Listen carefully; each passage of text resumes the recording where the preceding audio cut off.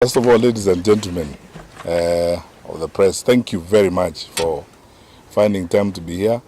And I need to sincerely say we are a bit sorry to have kept you a bit because you can see we are quite a number, and the time we allocated for the discussion, there are so many issues to cover, and it's spilled over. We are sorry about this. But anyway, we'll make this very fast as we go forward. As the Secretary General has said, the purpose of this meeting was to put together the caucus of Jubilee leadership to finalize our thoughts and plans on our action plan for 2026, which will be tabled before the NEC for approval, and then we commence activities this year as we count down to the general elections. I'm very grateful to the leaders that you see here and the others who have sent representations because we've had robust discussions on a number of things that we are going to do. When the NEC approves the action plan and the activities we have outlined, we will make it public. But we are gratified that we are growing as a party, rapidly actually. We have noticed the huge numbers of people interested in becoming members of Jubilee. Those who are seeking to run for public office on a Jubilee ticket, it has actually forced us, because of the numbers and the interest, to now create a structure that we are calling regional aspirants caucuses and regional aspirants forums, so that we can reach out to all those who seek to be elected to public office on a Jubilee ticket. And we will continue this trajectory of consultations and engagement as we go forward.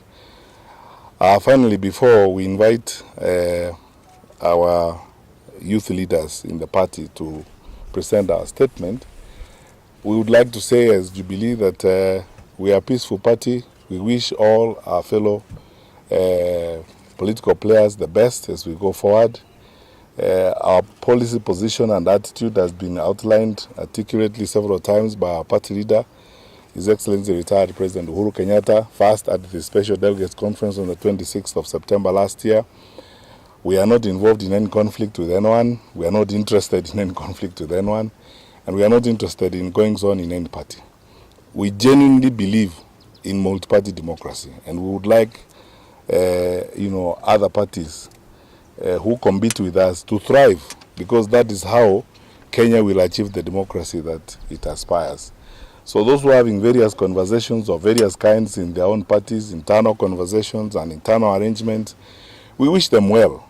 The truth of the matter is that we have no role in those conversations, and our party leader does not have any role or interest in those conversations. We collaborate a lot with a lot of parties. As you know, we are members of the United Opposition. By a decision of the NEC, it's not an individual decision, by a decision of the NEC in Jubilee. And we continue working with all our colleagues and parties in the United Opposition very respectively, working towards a point at which we will discuss the presidential candidature and what will happen in our participation in the elections in 2027.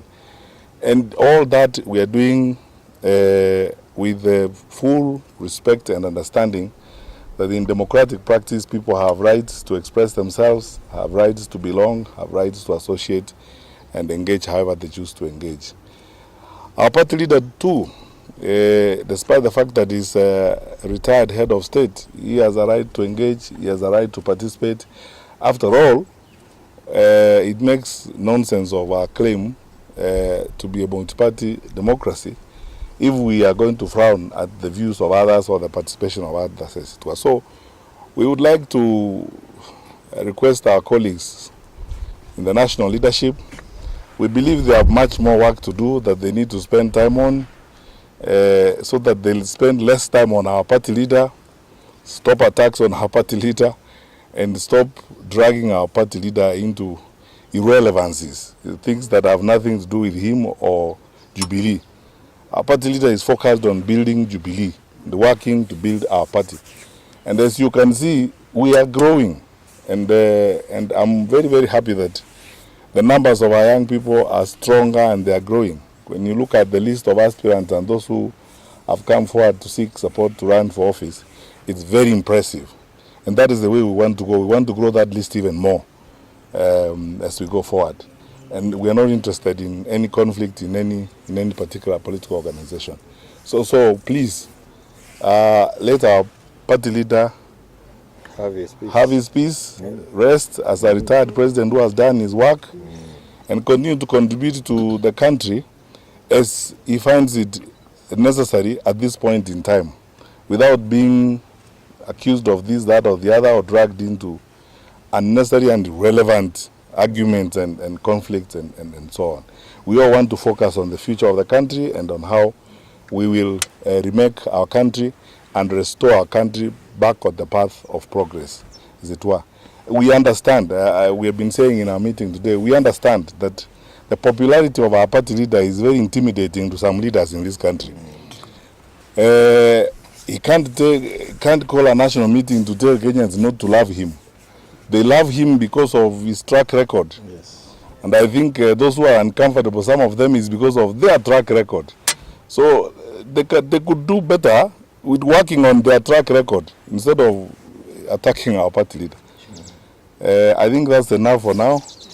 I'd like to ask our youth leaders. Our head of youth is Angel Mbuthia, but today